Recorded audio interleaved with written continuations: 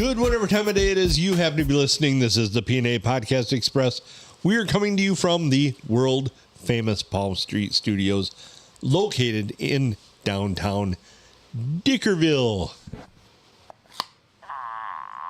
Yay!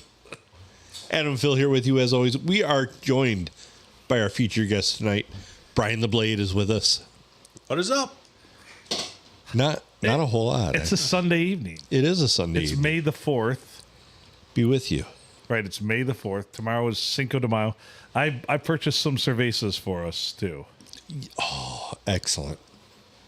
Excellent. Yes. So you ever notice that they're trying to make a holiday that can sell you shit out of everything now? Yes. Big holidays definitely in full effect. They try to make everything a day, too.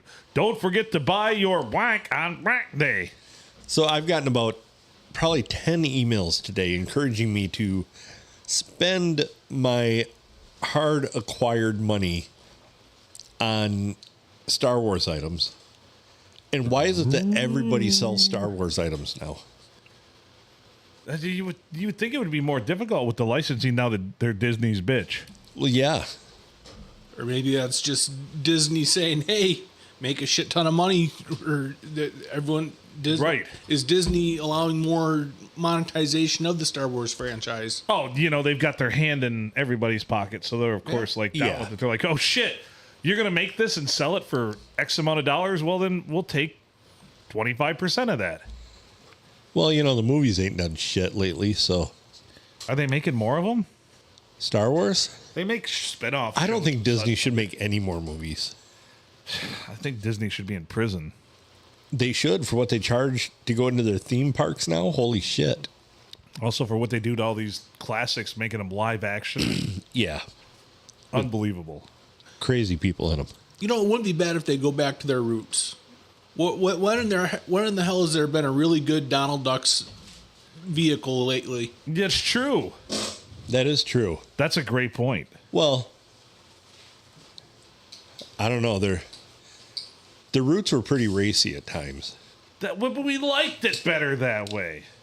Yeah, but can the world handle that now? A pantless duck? Donald Duck in it. That's how I walk around the studio some mornings. Just put my shirt on and... Well, Disney's not fair. They're like the real world. Right? Because Goofy can walk around and talk, but Pluto can't. Yeah, why does Goofy have a dog when he is a dog? A pet dog? That's a little strange.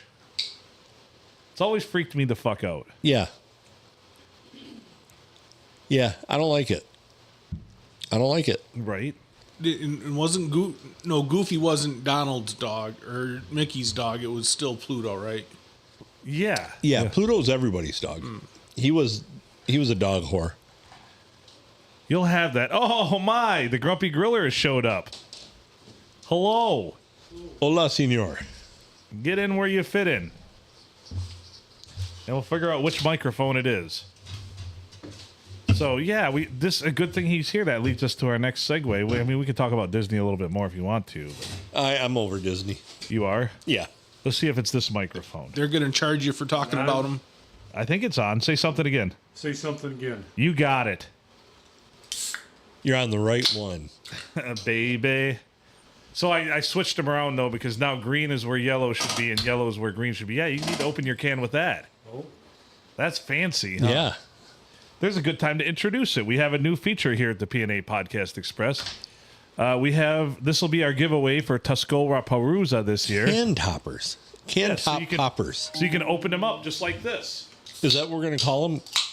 Can top poppers? Can top poppers. And they've got the P&A Podcast Express name on them. They do. It's even spelled correct. Oh, wouldn't that be a bummer if I didn't If you spelled it wrongly. if I didn't do any quality control? So you can see, Put a B where the D is. Our producer Yeah. out there, zoom in on that if you can. All right, get a good close up. Oh, nope, a little more tighter. Just do this. That's perfect. That's perfect. There you go. So now you know the rest of the story. So this will be our giveaway at Tuscola Palooza. We spent a lot of money on them, so everybody, I always forget we can show stuff in front of that camera, and all it does is block out our guests. Oh, that's Yay! Well, that actually doesn't look bad. No. Huh, I'll be damned. So there we go. So that'll be our giveaway for Tuscolapalooza. I ordered some lanyards. We'll hang some of them on lanyards so you can just... Yeah. Well, what a quality thing for people to be able to just hang it around their neck and pop open their tops, because no glass at Tuscolapalooza. Awesome. So you either need to have alcoholic drink pouches or our can top popper. Can top popper. Yes, sir.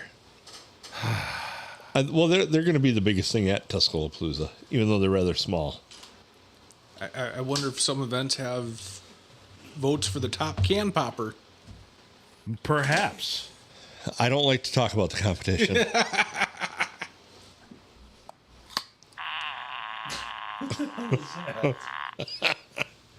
For those of you that don't know, everybody here does, but I received a package in the mail the other day from Amazon, and it was simply a farting pop-open egg. No note, no anything. So this little guy, yep. And so I thought it was hilarious. I still laugh every time, and I've probably cracked him open about 1,000 times or so already. So I got to the bottom of it. My sister sent it to me because her son got one, and he's probably 13. Apparently we must be on the same parallel for what we think is funny. So she decided to send me one, and it's I mean, what an extravagant gift. Well, that is about the time that guys stop maturing, right? So what an extravagant gift, yes. So I'm very pleased with it. I'm very, very pleased. As you should be. Yeah, and it's funny because the kids were here this weekend, and every time they'd start talking, I'd be like, and they'd be like, stop talking. Then they'd start again. Click. What an asshole. Right? So there we go. Oh, that's good stuff. So, can top poppers and farting poo egg. Yeah. You know, Phil, you've done a good job when your kids have matured past where you've been, and oh yeah, definitely. They don't necessarily find the fart jokes as funny as you do. They don't. They still laugh once in a while, but they often say the phrase, "It was funny the first 1,000 times." Well, I mean, they're not wrong, but it's also funny the second time. It's still They're not funny, wrong, but they're not right. right? So, I mean, you'll have that. Yeah, for sure. So what else? You realize we have to talk about the burrito challenge. We do. Because we have not had an episode since then. We have not. So how was the of audio all, from that anyway? I'm little rough. I've got some work to do before I can salvage that. The hardest part was multiple conversations going on at the same time, which we didn't really have at the because we were all closer. Well, we were all eating at the burger challenge. Yes. And it just seemed more. We didn't have as long a wait for the burger challenge when we started recording. Right. I should have waited to start recording until everything was pretty much delivered. Right. Because there were a lot of, and that I might be getting rid of some of the stuff at the beginning because there's multiple conversations going on. I noted that as we were sitting there chatting, waiting for the burrito, and I looked over at the other end of the table, and you guys are chatting, and there's a microphone at each end of the Yeah, they're pretty much equal volume. And did really, the old P4 dual track it or no? No, I must have turned that off on it. It was set up for that before. Because I thought about that. I'm like, oh, this thing will do the dual tracking. And no. So. Wait. There you go. A little rusty. Well, son of a bitch, we're going to have to go back this week and do her again. Yep. I don't know. Fire up the limo, Kyle. I have to tell you, I struggled. So part of my last week, I was telling you about Thursday, but like, I was still on the struggle bus with that burrito on Thursday. Oh, yeah. I didn't eat. I ended up eating 90% of it. Yeah. But not on that day. And it was very tasty. It was very good. good. Tasty.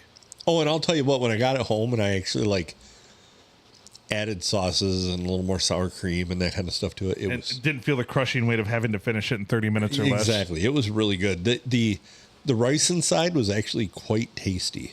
It was, but that's what led me to my issues. So for the couple days there, I literally would poop what felt like bricks. And I think it was the rice. The rice just absorbed everything. I just got a message. The limo's ready. The limo's ready. Sexy. But they were smaller ones and everything. And finally, like, one happened on Friday where one of these bricks came out, and I could tell it was rather large. And I swear I even heard my backside snap shut. Yeah. And then all of a sudden the flood's gate opened. And after that was probably all of the hot sauce I had consumed in the prior week decided to exit my body all at once. And even though it's the damnedest thing. Like, I didn't know that my colon and everything could, like, and my intestines could segregate all that shit like that. Yeah. It's a unique system. It very, very much is. But the one thing I do want to say is I don't think the wait staff and the restaurant could have been any better in housing our they were magnificent. Our group of misfits that we brought in there. They were magnificent. I mean, they were absolutely fantastic. Shirts all the way around. For you guys that finished it, you guys that were nuts. And we have with us in our midst the new record holder. The champion of champions. This guy, this man, this everything. We're sitting down. You could order chicken or beef. You could get it without certain things if you didn't want it, which is crazy because normally they don't allow that in challenges. You didn't have to eat the lettuce, which thankfully.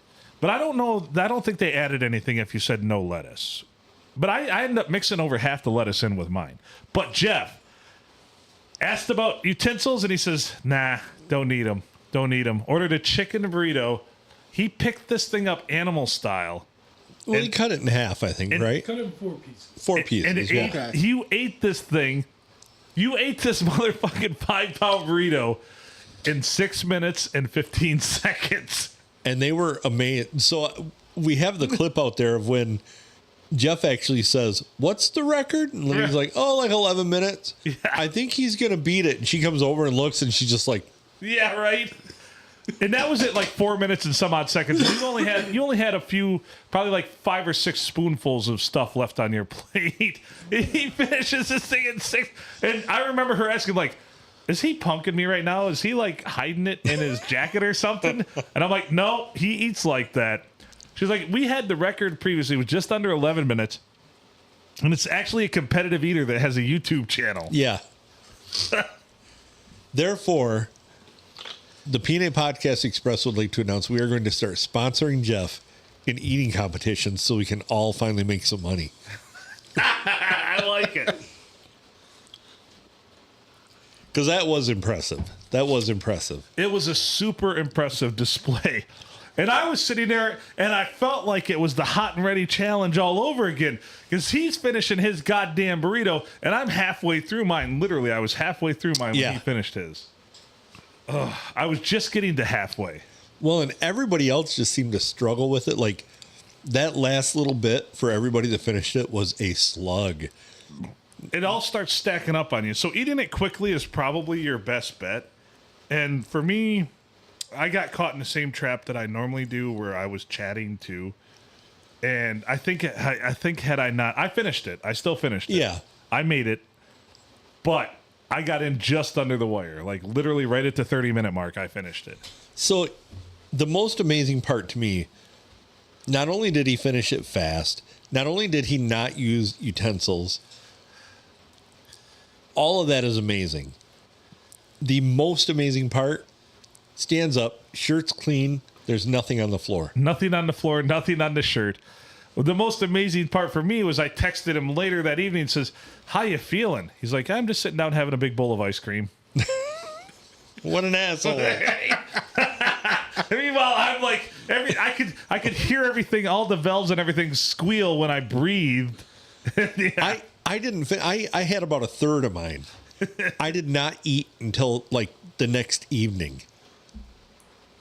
Then of course I had more burrito. So then I go, Silent N asks, you want to go to breakfast the next day? And I'm like, Sure. So we go to Bob and Jamie's, and I get the skillet, and I finish like a third of it at like 9 o'clock, and I'm like, I didn't eat anything the rest of the day. And I was just praying for the big old, the big old dump. Yeah. Didn't come till Friday.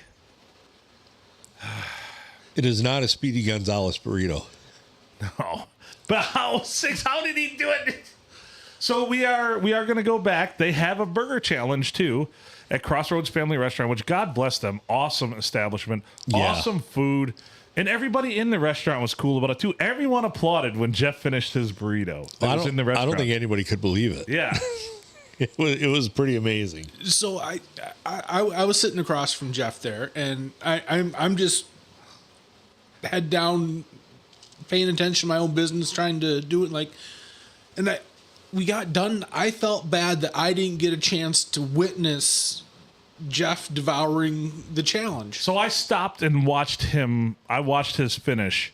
So I was still like half-heartedly shoveling in food, but I had to watch in awe for him to finish. By the way, the Blade, our second place finisher in about what, 24 minutes? 24 minutes. 24 minutes. The Blade. 24 minutes is a damn fucking fine score for this challenge. Oh yeah. Yeah. So I thought, you know what? So I've not. This is the first eating challenge I've done with you guys, right? Right. And you guys have extolled the virtue of Jeff and his speed and voraciousness of devouring food. And I'm sitting there thinking, okay, Jeff's going to do good. This is a 30-minute challenge. Okay. My guess, Jeff will do it in 15 minutes, right? Yeah. And I'm thinking, if I can come within 20, I can say I can somewhat keep up with him. Right. I'm just making a dent in this damn thing. He's already done. I'm sitting there, holy shit, I'm not even know if I'm going to finish or not. And I'm not going to keep up with him. So I got an idea. Yeah. Next time around, there's a challenge. Jeff goes first. We all get to sit there and witness the glory of Jeff eating whatever it is there. It's only going to take 5 minutes no matter what the hell it is, right? Right. We can literally get our burritos and be like, all right, Jeff, go. All right. Jeff, go. Everyone else, okay, we've witnessed this. We've enjoyed this. Now we can try and beat Jeff. So it's a double challenge. Beat the challenge and beat Jeff. So think about the math of this, though. You finished at 24, which even the owner, Jackie, the owner, amazing. Awesome lady, awesome. Treated us great. Their whole staff did. Said 24 minutes is a really good score. Like, that's probably in the top, 20% of people that finish it is 24 minutes or less. Like, damn good score. But he did it in a quarter of the time, 1/5 the time it took me. Jesus. Yeah. Well, and I'm sitting, Jeff is directly to my right, and I start eating mine. I knew 3 bites in, I'm not finishing this thing. Right. Because it was just a lot of cheese, a lot of everything.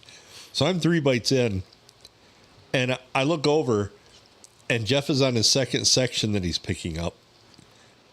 And I didn't really look over again until I heard Jeff Dryoski say, "Oh, what's the record?" Yeah. And I look over, and there's just like a little bit of rice and stuff left on the plate that he's scooping up. And I'm like, well, if you look in that Holy clip, the timer's literally just a little over 4 minutes, and he still only has just a pile of maybe 10% of the burrito left on his plate. That stuff wouldn't have fell out. well, yeah, you'd have been done. If that stuff wouldn't have fallen out, he would have been done. He would have been done in 4 minutes. Yeah, it was more the logistics of like scooping it all up with the spoon Right. than it was the actual time it was taking him to eat And I it. think the place took extra care to make sure he had finished every little piece of it because it's such an astonishing record. Where for me, and I'm not going to lie, they gave it to Matt Smith and I, even though we still had a couple spoonfuls of food on the plate, but she gave it to us. I think they thought you guys might have died if you'd have actually taken any more I in. did finish all of mine, though. Yeah. I finished all of mine because I'm a man of honor. And I wanted this one bad. You heard me. I said I'm going to finish this one. So. I thought I had a chance at it until I saw the damn thing come out. And then I'm like, and then 3 bites in, I'm like, that ain't happening. But it was good too. Like it tasted great. Like it was. Oh yeah, that was. Really chicken. The chicken was really good, wasn't it? Yeah. It wasn't like just some canned crap chicken. It was chicken. It was real. I can't wait to do. I've heard nothing but rave reviews about their burgers too. And they have have a you burger seen the challenge, picture so of yeah. them? Those are actually smash burgers. Yeah. Yeah. So we're gonna go back and we're gonna do. I talked to the owner there, Jackie, and I said we'll probably be back, but I'm figuring in the fall we'll go back and do the challenge there Yeah. again. So do the burger challenge. But yeah, they couldn't have been couldn't have been better. All of that fucking burrito, $26 Yeah. total. That's insane. Well, Mary and I literally had food for what we could have eaten for 3 days off of that.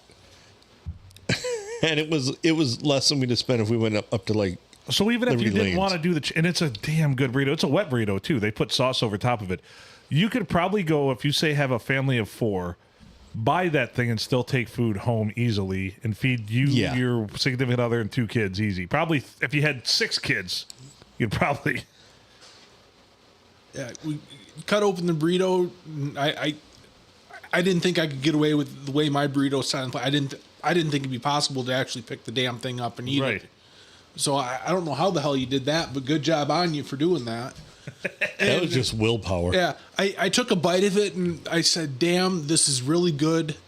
I am sad I won't be able to enjoy this. I just got to show the son of a bitch And that's how I down. felt too. And really what I ran into, and this is a pro tip for anybody doing this challenge, if I could do it over again, which I never will, I would eat the fillings first while they're hot because it dries out near the end when it cools Yeah. off because the rice starts to absorb everything. Yep. And then I'd eat the tortilla with the cheese and the sauce on it last. Just that's what I would do in rethinking the whole thing. Because I was having to take near the end there, 2 spoonfuls of the filling and then take a drink of water just to get it down. Yeah. Yeah, the salt was catching up to me at the end there. It's like The salt is what I noticed. The last about 5 minutes, the salt really hits you. Yep. And we experienced this, and I think it's collectively the amount builds up. We did it with the Buffalo Wild Wings challenge too. Oh. Near the end, it's like the salt. You're just like, Burning I didn't- mouth. yeah. I didn't get one single like hot sauce on them because I didn't want to burn myself out. My mouth burned from the salt on the Buffalo Wild Wings. Wings. It was just, it was weird. And their fries are so salty. Oh yeah, that too. I wonder if you could. Well, I don't know if they'll do that again. If they do something like that again, like if they do an endless buffet of boneless wings or whatever, order the fries with no salt maybe and go from there. I'd like to try that one again. Yeah. I want to do a spicy one, like something really hot. We're gonna do the one chip challenge. It might just be me. I don't know. I've done the one chip before. I'd do it again. I've done the one. Yeah, I can hear my heartbeat, but it's okay. When you eat something really hot, for some reason your ears do that. They like Yeah. Well, a lot more blood flow to them. yeah. We could do the one chip. I was thinking if somebody had like a spicy wing challenge somewhere. So I implore you, our listeners, let us know if anybody has a spicy wing challenge, and I'd be down for it. Yeah, it'd be great if it was someplace local. Yeah. Or someplace local, make it happen. Yeah. Get some spicy shit going.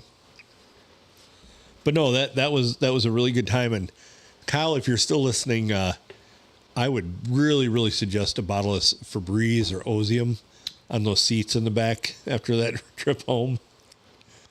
There were some farts. Oh, I didn't think we were hitting rumble strips. There were definitely farts. You put that group in there after eating a whole bunch of Mexican food. We had to test the suspension of that limo. Oh, if not on the way down, definitely on the way back. Everybody was 5 pounds heavier on the way back. I couldn't get over. I couldn't get over. I thought we were really gonna, like, something was gonna give when we were going around that roundabout. Which time? Well, exactly. I did like the multiple trips around the roundabout. Every time. I have to tell you, though, the temperature fucked with me a little bit, too, though, because it was a little warm that day. It was a little warm, and eating challenges when it's warm aren't as fun. No. And then we got out of there. It cooled right down, and Right. Yeah, we got out of the limo, and when we got in, it was hot, and then when we got Windy, out, though. it was That was cold. the severe wind day. Like, Yeah. jeez. Which it's probably good we had that with the, the side profile of that limo, it's probably good that we had that much weight in and it kept it on the road. Blowing it like a domino away. You know, we could have went over the center lanes of the Mackinac Bridge on a windy day. They'd have been like, oh, no, you're fine. No, they're anchored just fine. Jesus. In fact, if you want to park in the middle of the bridge and hold it down through this, we'd appreciate it. Here, hold this sail. Well, what the? Did you get it to work? Did you break it already?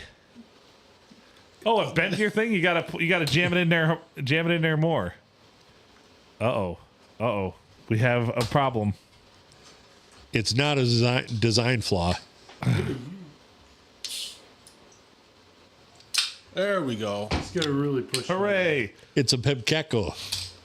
Problem exists between can opener and So the burrito challenge. Congratulations to Jeff, the Grumpy Griller, on smashing the record. I didn't think it was going to be that easy. I was worried about that challenge. you were talking about being worried about it, but you had no worries. I didn't think it was going to be that easy. He just said Hakuna Matata and ate the whole burrito in 6 minutes. So, by my estimations, though, we have not maxed Jeff out yet. Because I know at the wing challenge, you just got a plate ahead and just stay at a plate ahead. And the hot dog challenge is more of a issue of watching somebody else eat across from you. And I had a lot to drink. Don't ever watch somebody else eat at a hot dog eating challenge. Put blinders on. That's what I tell everybody. It's gross. It's gross to watch somebody else in a hot dog eating challenge. Yeah. It's super gross. I'm just telling everybody. That's a pro tip. Like, super gross. Yeah. Don't look. We have Jeff, though, our champion of champions. And I want to get in another one before the hot dog eating challenge. News might be announced on the hot dog eating challenge. Like I said, we might be part of another event. And we're not going to do it on the 4th of July this year, but it still will be the 3rd annual. Yes. We got to move the date. 4th of July just doesn't work for a lot of people. It's just too busy of a day. Yeah, and I think that if we can get this other date lined up, it would be spectacular.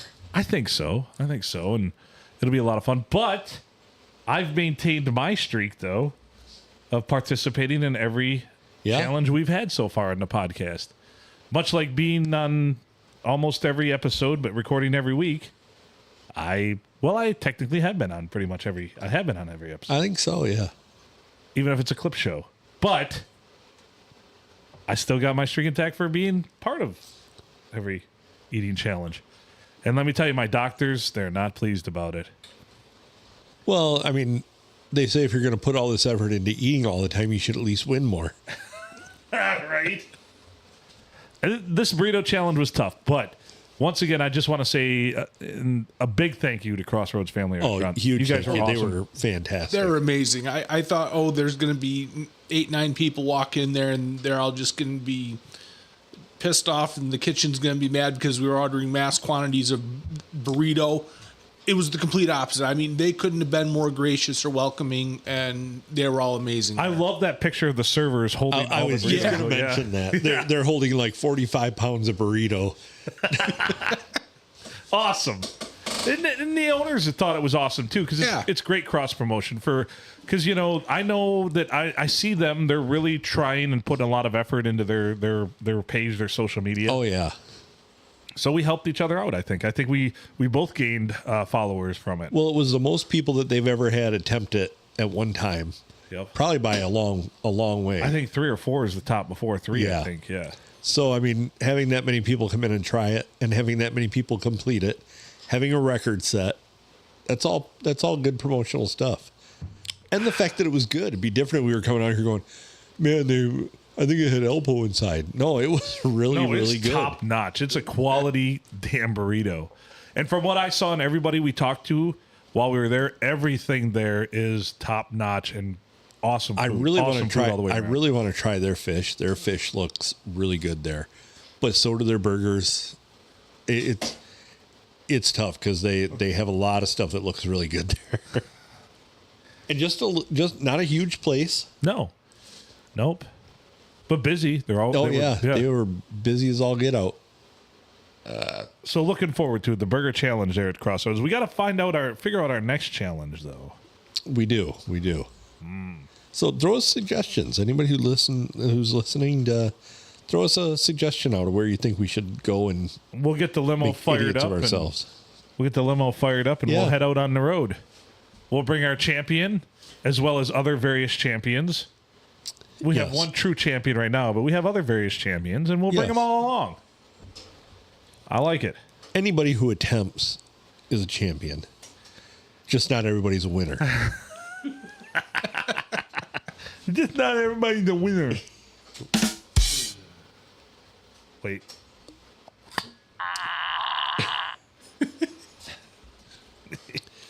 If you come and even if you just participate and you lose, we'll give you a can top popper. Can top popper. The can top popper. In various colors. Once you pop, you can't stop. Can't stop. So what else we got going on? The burrito challenge is still like, what a splendid day and event. It was a glorious day for the It was podcast. good all the way around. I think that's probably the best thing we've done probably in the podcast. It could be, yeah. That we were actually responsible for planning and setting up and doing. Right, other than happenstance. Yeah. Yeah. Yeah, I'm quite pleased with how that event went. And like you say, a big shout out to everybody there at Crossroad, because that was a great venue for it. Mm-hmm. Yeah. Can't wait to try the burger. Right, cannot wait to try the burger challenge. The burger challenge, they said, is less. It's what, 3.5 pounds or something like that, or? Well, it's 2 pounds of burger, I think. Okay. And then we got this. Easy. I still want to, if anybody is interested too in freelancing one, and we'll still do it officially with the podcast, but I want to go back and try the Bomb Burger actual burger challenge, their big burger. Yeah. I want to try the big burger. Don't mess with the slider challenge. Oh, the slider challenge is they're not actually sliders. And it's just not possible.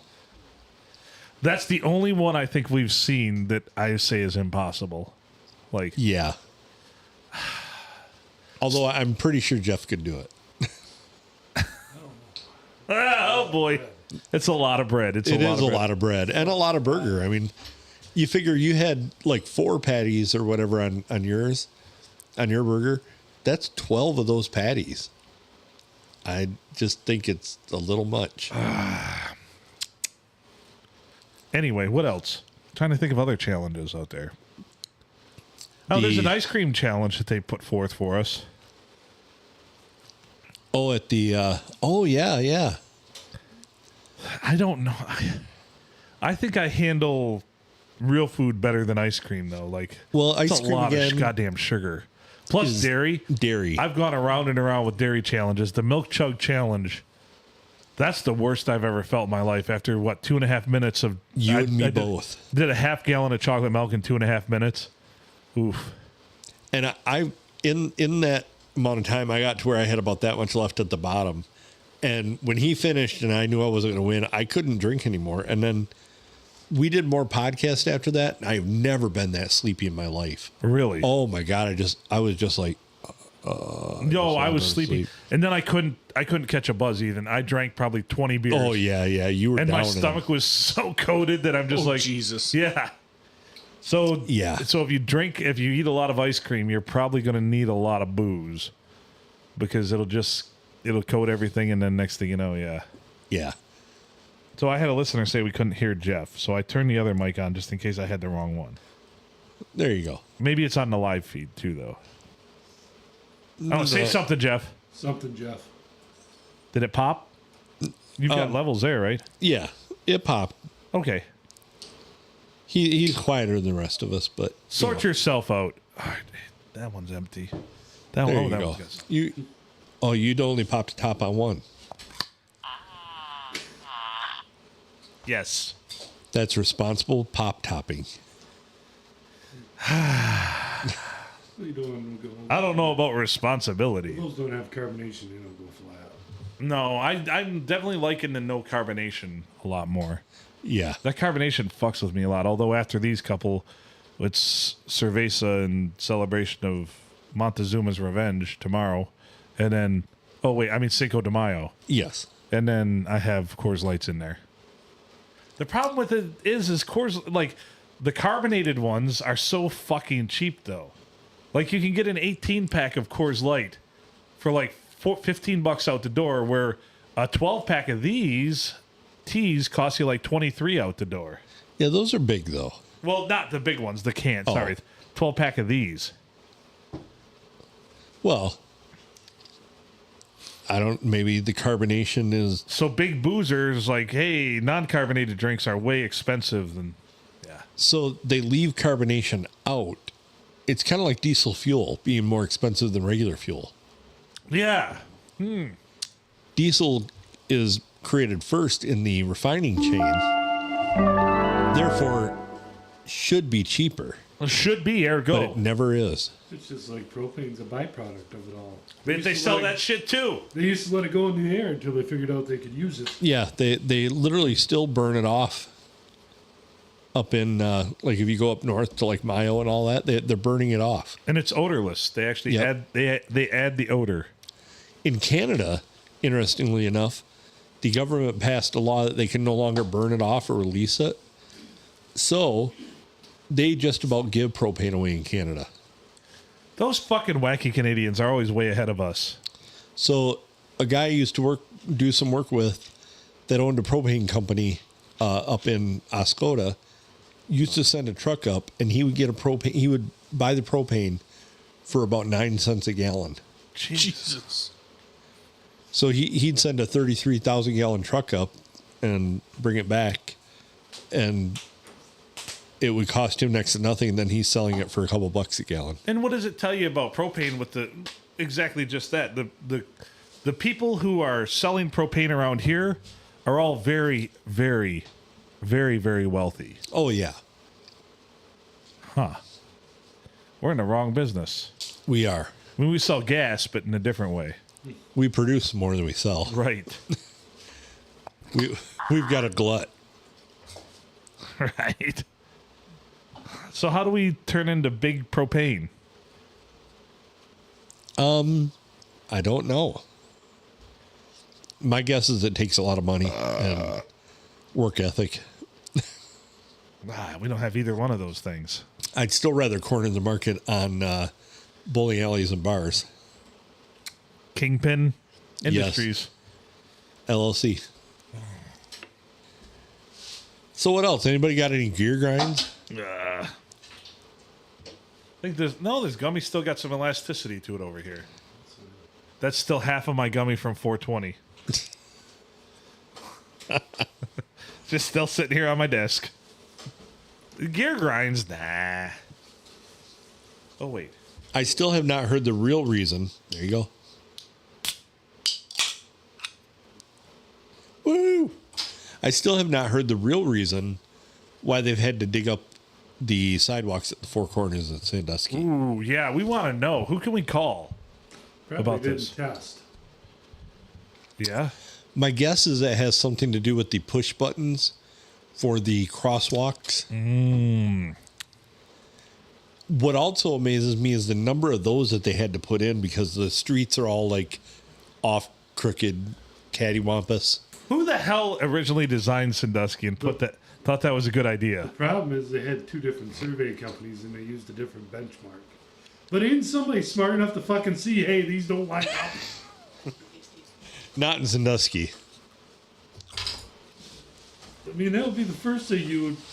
They did. They surveyed off the wrong things. Yeah.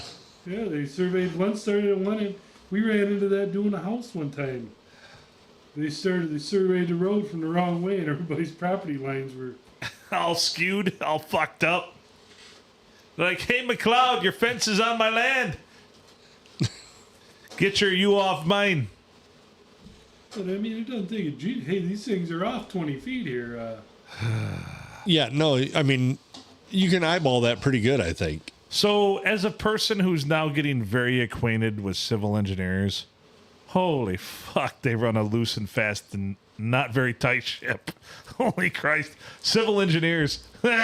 It's It's a whole new language for me. I tell you, I get plans a lot of times, finalized plans, 20 signatures on them approved, and I find 10 errors just in the little piece I'm looking at. And I'm like, holy shit! Because I come from a pretty stringent world of, aerospace and everything, believe it or not. But yes. Did you not catch any errors there? Oh, that door will probably fly off, but it's okay. It's just Boeing. Oh, no, it's fine. We saved lots of money on it. That's what matters. Oh, sweet. No, all the drawings are correct. It's just a shit door that saves us a lot of money. Oh, well, there you go. So what it boiled down to is I would not take the time, and I would not honestly blame any of the engineers for the most part for Boeing's debacles. Blame the bean counters and blame upper management for just wanting to do things as cheaply as possible. They were warned numerous times about several things even while I was there, and they're like, this meets the criteria, but, typically we like to have a better safety factor than this. And they're like, so it meets the criteria. They're like, yeah, safety factor should be 1.5. It's about 1.51, but our normal one's safety factor is about 2.5. Nope, we got to go with the cheaper solution. Well, there you go. Yeah. Saw that a lot. I was on teams of engineers that advised management not to do things before, and they said, nope, that all comes down to pleasing the shareholders, so we need to save money. Yep. Make that penny thinner. So intrinsically, all of the engineers at Boeing, while I was there anyway, I can't speak for now, wanted the best, wanted the safest, wanted the best designs we could possibly put forth for everything, even things over-designed. Management, everybody, bean counters would always say, we got to do it cheaper. So, And then Spirit Airlines was born. Yes. even on materials a lot of times, they're like, well, can't we use this? Well, it's technically not approved with the FAA. And they're like, well, why is it not approved with the FAA? Because, it's a tinderbox, and if you ever had a fire, it would go up, blah, blah, blah. It doesn't pass vertical burn, doesn't do this. A couple months later, the FAA just approved this for us to use. Yay. Are you shitting me? No, that happened. Oh, Christ on a crack. Yeah. They greased the palms, and said, hey, this will save us millions of dollars. This will save us $50 million. We'll pay you $2 million to approve this material. Yeah. I heard stories about that. Yeah. Oh, yeah. And even though it was not advisable, so you tried to use those materials as little as possible and use the tried, true, and proven ones that have been, some of these materials had been for years use the same things. And it was the industry standard. And, a lot of times there are, like in any industry, there's things that are the Cadillac of whatever they do because they're a company that does very well and makes the shit well. They've got a good reputation. They've got a good everything. They would take these materials that we'd been getting from companies for years that knew their shit, so had everything tight. No deviations, no anything. These places didn't fuck up. They knew their shit. These were the Cadillacs of doing what they did. They'd award it to another supplier because they could do it cheaper. Then you'd have all kinds of issues, problems, materials not being, materials not conforming. Now, I don't know, like, how many NCAs, non-conformance things I was when I was there. Just when you get a new supplier, and it's like, why don't we go to the old supplier? Well, this place is 20% cheaper. I'm like, there's a reason they're fucking 20% cheaper. They've got their name on this. They've been doing this. This company's been doing this for 25 years. Now you want to go to another rinky-dink company. They can't hold everything that we need, but we're saving money. Jim's Fish and Chip sheet metal. Are we truly saving money? Yeah. I digress. So Boeing's unraveling became when it shifted, and it shifted while I was there. I was there from 2005 to 2015. When I first got there, it was an engineering company. It was very based on engineering, pride in all that, putting out the best designs, having the best engineered product, designed product, put together product, materials-wise, everything-wise, process-wise you could. And when I left, the company was run by upper management and bean counters. And HR. HR ruled the roost. HR actually ran Boeing for years there. Now, is that all the McDonald people that took over? Yep. Okay. Yep. Yeah, McDonnell Douglas bought Boeing with their own money, with Boeing's own money. It's a fucked up thing. Jeez, oh Pete. Like when I first started, they celebrated engineers. They loved it. And then when near my end, like I said, all that stuff started to come in. Glad that I'm not there any longer, actually. I mean, I loved my time there. They paid me very well. $50 million. We'll pay you. And I took a lot of pride in the work. But now, I mean, you guys even the jokes about it. Yeah. Like if I was still there, I'd be catching all that shit. And I'd be like, what do you want me to do? Like, my hands are tied. It's bean counters and HR rule the roost. Yeah. Well, the funny part is you bring up HR, and then I'm going to move on to the fucking text. HR ruling the roost. And there's companies, even a company I worked for in Sandusky, HR rules the roost. That should never be anywhere. HR are the most useless lot of people. They should be there to onboard people and tell people they're fired. Other than that, that's it. HR are the most useless lot of people I've ever found in my life. Yes. Doesn't take a degree. You can get a 4-year degree in fucking social sciences or fucking, film study and be HR. You don't need anything other than to be an asshole. When I worked at North Star Bank, we had an HR lady, and I was just talking. She was great. I mean, she was super nice. She'd help you with whatever you needed help with, and she wasn't like your typical HR department. She was the only person in HR there. And we were talking the one day, and I'm like, oh, so, when did you start working here? She's like, well, I worked over at the bank first. I'm like, oh, what'd you do over there? I was a teller. And they literally just moved her to HR. Yeah. So my current gig, I can't complain about HR because the HR guy's cool. It's not his full-time gig. We don't need a full-time HR person. So, yeah, he's a logistics guy other than that. So it's fine. That's useful. Kind of the way it should be. He's useful, good, and most of the time he thinks with his noggin. You mean he doesn't have to sit around and create a reason for him to be there? No, that's what most HR people have to do. Yes, that is what the department meetings are all about.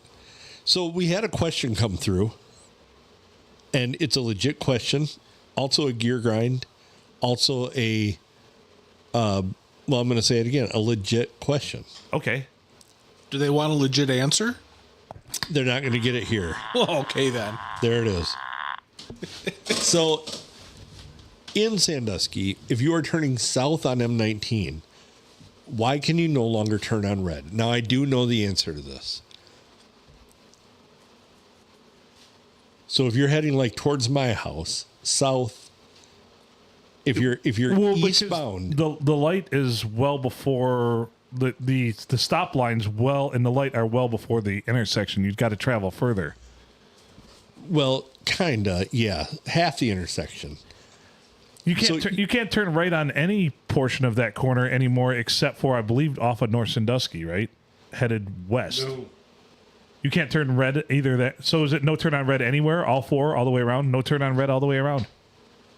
No, I didn't realize they did that. I thought it was only the one lane headed. If you're headed east, no. Now that you say that, because I sign up going the other way towards the hospital. Oh, yeah. If you're going that way, I can see where they wouldn't let you turn red there. But I thought at the other corners, the north and south, if you were northbound or southbound, I thought you could still turn right.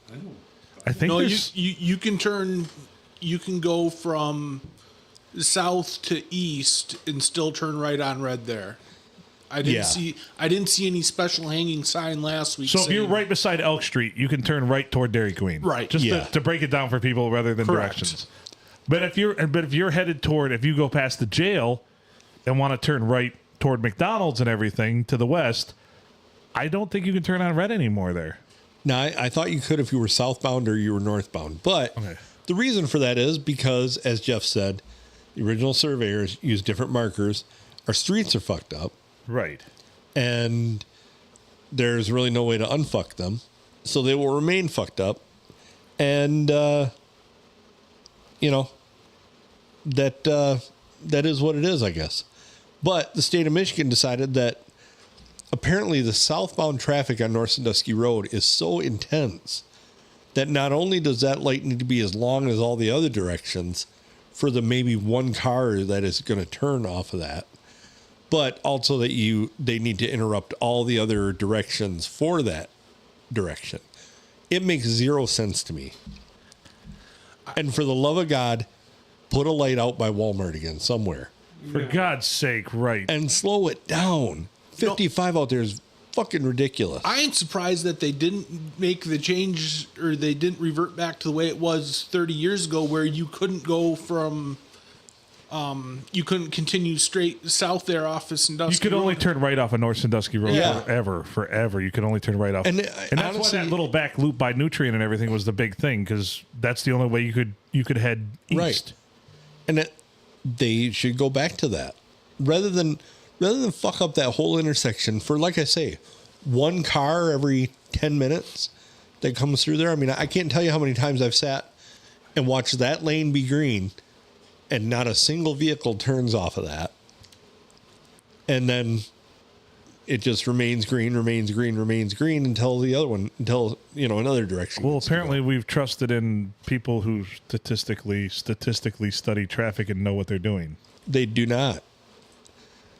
So the other thing I want you to notice is at our Four Corners is they have one of those. They literally have the push button. If you're standing at Elk Street Brewery, they have the push button to hit to change the signal so that you can walk. And then if you turn around, you're almost going to run into the other signal to go the other direction. So are you saying? So if you want to cross the road to the north, you have to hit a separate pole than the one to cross So to the west. when I'm stumbling around drunk coming from one of the local establishments, I might hit the wrong button. You could be hitting the wrong button and standing there forever in button purgatory. And it's going to tell you to walk that way, and you're going to be like, I don't want to go We'll that just way. walk down to one of the signs that say you can cross there. Yeah, Yeah, and do because that there's one every 10 feet in now a drunken that town. haze. And if people don't stop for me, then I'm going to sue them. Yeah, you're in the pedestrian. You're the right away. If my family can sue them after they schmuck me and I die. And you want to know the real secret? What's that? Nobody pays attention to those fucking things anyway. Because they have so many of them up. It's like crying wolf. It's the pedestrian that cried cross. Yes. Nobody pays attention to that shit. Not in small And towns. honestly, you're so distracted by the fucking signs, I wouldn't see somebody fucking standing there to cross anyway. No. Yeah, the entire roadway looks just like shit with all those goddamn signs up for no reason, where no one crosses the goddamn road to begin with. Well, nobody crosses the road there, and then they put one on each side now. So you're distracted by this one. You're smacking the guy trying to cross the road in front of you. So let's face it, and we've known this has been coming to fruition for a very, very, very long time. Sandusky is now Soda easily Sopa. the most frittata town in the thumb of Michigan with everything they've done. They've tried to idiot-proof their whole town, and they fucked it up so much now. Now, I have not heard they've started promoting the Thumb Festival. And I have not heard if they're keeping the beer tent downtown, which, for what? It's a travesty, too. They should put it on Pedo Island. They should. Put the beer tent right over Pedo Island. Have the band play right on Pedo Island. Exactly. Was it a one-man band or what? Yeah, I guess so. That could be the drum riser. It makes no sense to have that whole event where they have it. Like, take it back to the days where the beer tent was back there by where I work by Jensen Bridge. Yeah, and, the bowling alley was perfect for that. Or let's look at it this way. You've got that huge walking trail that is kind of out in the middle of nowhere. Put the At beer least tent there's right on the walking trail. At least at the bowling alley or there's parking there. Yeah. Right. Yeah, there's parking. Even if they had it, people could park at Better the than old... the Kmart parking lot. Yeah. Anything is better than what they're doing down there. But it's not close to Elk Street. So.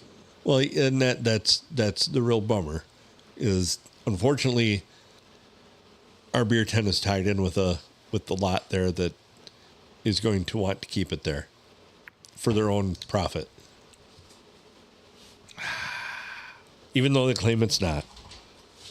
Yeah, It is. let's block off 2 state highways for a fucking beer tent in the middle of a town for 3 days. The state highways are fine, but can we afford to close off these crosswalks? Where the fuck are people going to walk? How the hell are they going to get across the road? It's Bedlam. Fucking Bedlam. Sandusky, Temple of the Idiot. Bedlam. Just like that time you ripped a Roman candle at a coyote and hit him right square in the butthole. I remember that. Yep. So, Bedlam. yeah. To answer the question, We don't know what the fuck is going on in Sandusky. Nobody does. The beautiful part about living in, Deckerville is one of the most miserable towns to live in the thumb, but we know exactly what's going on here, and it's not that kind of bullshit. No. Yeah, but if you're going to need urgent care, Sandusky's the place to be because you literally can walk to one. Right. Yeah. You can literally walk uninterrupted. Traffic has to stop for you from one end to the other. I would challenge. We should do. You could zigzag every crosswalk. We should do that. The zigzag every crosswalk challenge and see who stops and who doesn't. As part of the Thumb Festival, can we do the Crosswalk 5K? Can we sponsor this? Where you just have to walk every crosswalk. I'm sure it's at least 5K. Can we call it the Crosswalk Frittata 5K? Yes. Okay. Can you do it the Ministry of Silly Walks way from Monty Python? Yes. Yes. Perfect. In fact, that's preferred. Sounds like we'll be having the inaugural event this year. Yes. Will there be refreshment stations at every crosswalk? Yes. There should be. Yeah. There should be. I mean, seriously, who done the studies that say we need 3 fucking urgent cares in Sandusky? Well, I mean, that was probably before all the crosswalks went in and people were getting hit left and right. So here's my Right? Here's my thought process on that. Having worked at one of these fine medical establishments that we have, these two places are in such a pissing match with each other. They will do whatever it takes to put them both out of business, and they will both win eventually. One is going to put the other out of business because they're both one is way more arrogant than the other. It's just like, why does Mackenzie need a new hospital? Nobody goes to that one anyways. Well, they can't pay for it. So, and if they can't upgrade, they're not going to be a hospital a whole lot longer. Tune in next time as Mackenzie has a fundraiser to purchase more equipment. Somebody just needs to build a big hospital on 53 and 46 and service the thumb. They can do everything there. Yeah, pretty much. That would make too much goddamn sense. Yeah, get out of here with your logic. Nah, get out of here. Isn't there a burrito somewhere you should be eating? Yeah, I ate it already. Yeah, he finished gone. it 45 minutes ago. It's gone. Yeah, and it's killed good. some pizza last night too. Holy shit! Oh, we just had a good point brought up to us. What's that? Ain't none of us walking in a walkathon. Motherfuckers, as Junior would say. Good point. Touche. For what it's worth, I walked almost a mile today continuous. Oh, Wow. What, did you walk out to the back lot? No, I was at Mom's house and I was working on some stuff and I was like, and then I had to fire up her push mower, took it all around the yard and everything. And I looked, I'm like, I've gone over a mile. And that was continuous. Wow. Nice. That means you had to call your mom today at some point. I was at Mom's today. Yeah. Wow. I got her pushy mower running. Ooh, she's gonna be what? Pushy. Not, push mower. Is it self-propelled or is he? It is self-propelled. It's front-wheel drive, too. I've never seen such a I thing. seen one I was driving by and some guy had it staked out in his yard that just kept going around in a circle. He's Nice. sitting on his porch drinking beer watching it. Just take the self-propelled, tie it to a thing, and it wraps the rope around, and it keeps continuously coming in and in and in and mowing the whole thing. I like it. I like it a lot. Pull the steak and finish mowing. So we do have to. My mom brought up an interesting point. She's itching to go with the Mother's Day podcast with Junior's mom. We've got to get that set up. And next weekend is Mother's Day, so she's ready to record this one anytime. We gotta get it set up in the next week. Are we going to try and do it on Mother's Day? I would advise that. I from what I've learned in history, don't ever schedule anything on Mother's Day unless it's for the mothers. And Yeah. the podcast is, but it isn't. That would be like, well, Different really? kind of mother. Yeah. Well, really, you want to make us work on Mother's Day? Like, yeah. Yeah. No, It's not advisable. I'm thinking that we should do that maybe on Monday, if we could pull that off. Like tomorrow? No, after Mother's Day. We might be able to do that. We'll talk more. We'll figure it out. My mom said she's ready to go. We could record it on Saturday, maybe. So I wouldn't be available Saturday at all. okay, maybe Friday. I'm actually working on producing an album with someone. So Producing an album? yeah, Anal bum covers for $1,000, Alex. Yes, indeedy. All right. Well, let's get out of this one. The Grumpy Griller just ran to the bathroom, and we're at an hour. That burrito is doing its thing. And I have to pee too, so it's for selfish reasons. Thank you for tuning in to the P&A Podcast Express, the Tuesday edition, brought to you by, I don't know. We'll say Crossroads Family Restaurant in Kimball Township. Go. Thank you for everything you did for us for the Burrito Challenge. We appreciate you. We'll be sharing your stuff out on social media. Since I know I've pled with you all about our social media and you won't fucking do it, at least do this and do me a solid. Go to Kimball Township's Crossroads Family Restaurant and like their Facebook page, please. Is that a good plea there, Adam? It is. If you won't do it for us, do it for them, because they're awesome. He's Adam Filkins. I'm Phil Nickel. We had 2 featured guests here tonight, the Grumpy Griller and Brian the Blade. We had 3 out of 4 burrito eating champions here tonight. Adam is not one of them. That is true. So from all of the rest of us here at the Palm Street Studios, make good choices.